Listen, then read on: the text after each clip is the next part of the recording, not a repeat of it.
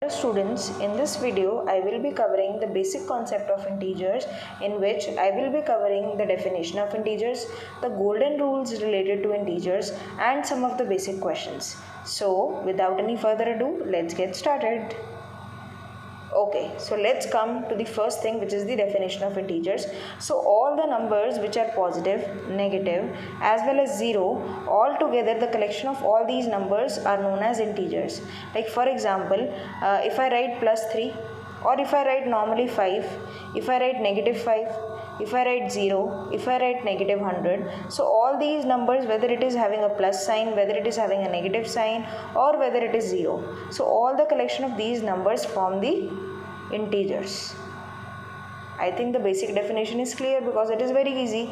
Only all the collection of numbers which are positive, negative as well as 0 makes the integers. Okay, so let's move on to the golden rules of integers, which are only there is one like you can remember it very easily. Suppose what is the trick to remember is that if both the signs are same, then the answer will always be added, whether both the signs are negative or they are positive, the result will always be added. Similarly, if the signs are different, whether it is plus minus or minus plus, you don't have to see whether plus is coming first or minus is coming first. You have to just keep in mind one thing, these 4 golden rules, which says that if the signs are positive or the signs are negative, then result will always be added. Similarly, if the signs are not same, that means one is plus and the other is minus, then the result will be subtracted. Similarly, if the first number is negative and the second number is positive, that means both the signs are different, so it will be subtracted. But if both the signs are same, then the result will always be added. And just keep one more thing in mind, that always in the answer the sign of the bigger number will appear.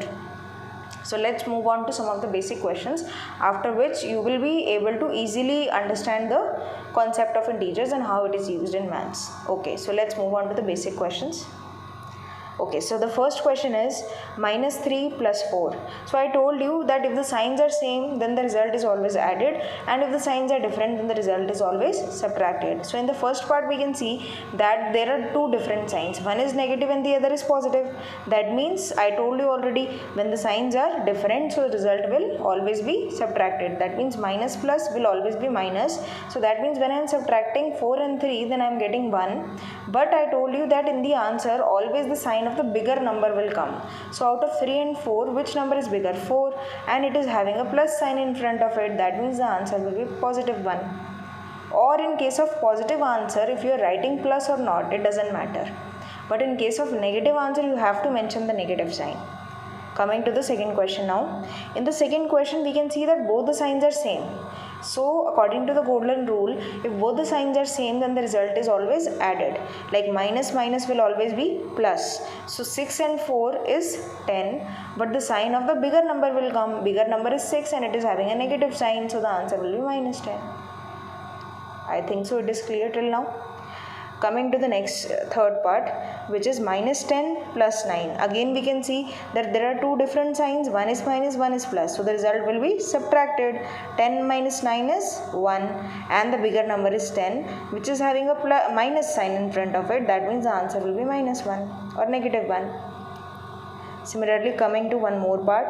Now again it is minus and plus. That means both the signs are different. When the signs are different, according to the golden rule, the answer is subtracted. So minus plus is minus and 7 minus 7 is 0. And I already told you that in 0 is considered neither positive nor negative. So we can write it simply 0. We don't write it as plus or minus 0. No, it will be considered as wrong. So only the answer is 0, because 0 is neither positive nor negative. Coming to the next part now. 8 minus 5. This is a simple calculation, so it will be 3. Similarly, coming to 7 minus 19. So now in this case you will assume, or you will think that 7 can't be subtracted from 9. 7 can't be subtracted, like 19 is a bigger number, so it should come first. But if the question is like this, then how to solve it? So I am telling you have to just subtract 19 from 19 and 7 only, like 7 from 19.